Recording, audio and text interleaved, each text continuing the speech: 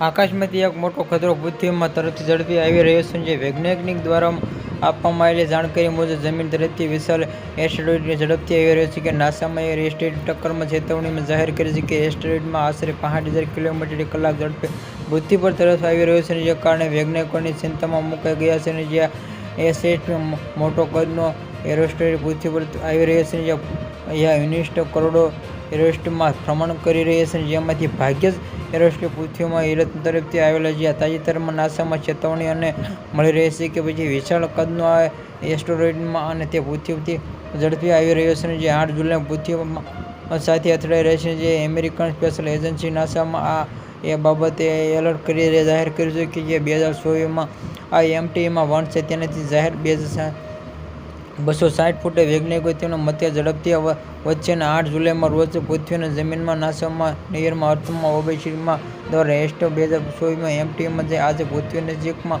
આવતા ઉલ્કાઓમાં ધૂમકેતુને ટ્રેક કરી હાલમાં વૈજ્ઞાનિકો એસ્ટ્રો પથ્થરની ઝડપથી નજર રાખવામાં આવી સિસ્ટમમાં આ શું કરે પૃથ્વી શું ખતરો છે કે નાસાએ જણાવ્યું કે જ્યારે આ ઉલ્કાઓ પ્રથમ વખત કરવામાં આવી કે મામલો ચિંતાજનક જણાવ્યો હતો, પરંતુ કે ટૂંક સમયમાં જણાવવા મળતું જાણે પૃથ્વીમાં અથડાતા કોઈ શક્યતા નથી. જીપીએલમાં નાસાની જેટલા પ્રોગ્રામમાં લેબોરેટરીમાં માર્ગદર્શનના નિરીક્ષણમાં પછી ચિંતાના અને એલનમાં આશા કે ઉલ્કા પૃથ્વીની લગભગ 15 લાખ કિમીના અંતરે પસાર થશે અને ચંદ્ર અને પૃથ્વી વચ્ચેના અંતર કરતાં લગભગ ઘણું વધારે જશે અને અથડાશે, જે ખૂબ જ ખતરનાક બની શકે છે.